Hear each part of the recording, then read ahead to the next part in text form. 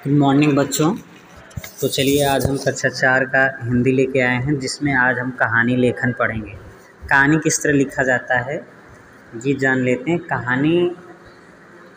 कहानी सुनना पढ़ना सबको अच्छा लगता है। कहानी में प्रत्येक घटना को रोचक ढंग से प्रस्तुत किया जाता है। कहानी के 3 अंग हैं। कहानी के कितने अंग हैं? 3 अंग हैं। पहला है पात्र, दूसरा घटना, तीसरा शिक्षा। कहानी लिखते समय निम्नलिखित बातों का ध्यान रखना चाहिए। कहानी ऐसी हो जो रोचक लगे। कहानी में वाक्य छोटे, सरल, भाषा सरस होनी चाहिए। कहानी का घटनाक्रम प्रभावशाली होना चाहिए। संकेत को ध्यान से समझना चाहिए। घटनाक्रम को अच्छी तरह से समझना चाहिए। कहानी में वाक्य छोटे छोटे होने चाहिए। कहानी का अंत रोचक होना चाहिए। कहानी का शीर्षक छोटा तथा अर्थपूर्ण होना चाहिए। कहानी से मिलने वाली शिक्षा का वर्णन भी अवश्य करना चाहिए। चलिए हम एक कहानी है उसे हम पढ़ते हैं, और किसी ने ये कहानी लिखा है जिसका शीर्षक है एकता में बल है। तो चलिए पढ़ते हैं। बहुत समय पहले की बात है।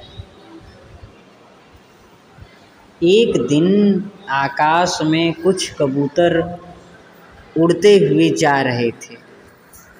वे भोजन की तलाश में भटक रहे थे।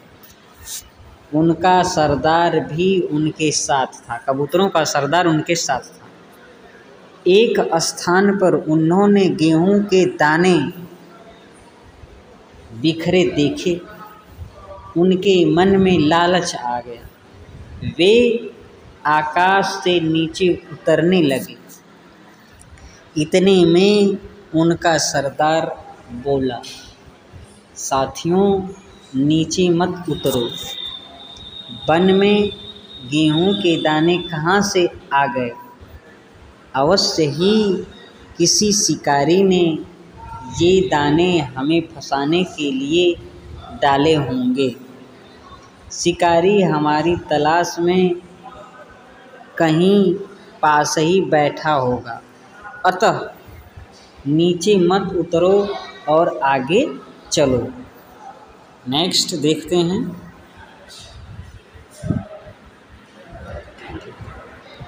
देखिए यहाँ पे चित्र भी दिया है। परंतु कबूतरों के हृदय में लालच आ गया। उन्होंने अपने सरदार की बात नहीं मानी और नीचे उतरकर गेहूं के दाने खाने लगे। कबूतरों को दाना खाते देख शिकारी ने अपना जाल डालकर उन्हें फंसा दिया। सब कबूतर जाल में फंस गए। कबूतरों का सरदार पहले तो बहुत घबराया, लेकिन फिर हिम्मत करके बोला, मैंने तुमसे पहले ही कहा था, परंतु तुमने मेरी बात नहीं मानी। अब सोचो मत।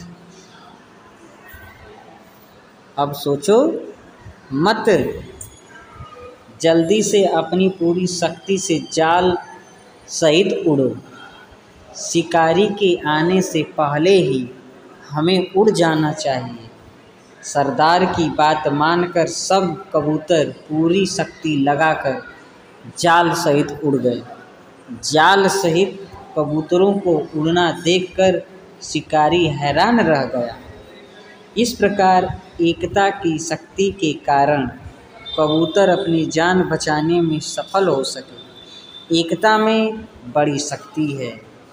हम सबको भी एकता के साथ रहना चाहिए, यानी एकजुट होकर के रहना चाहिए।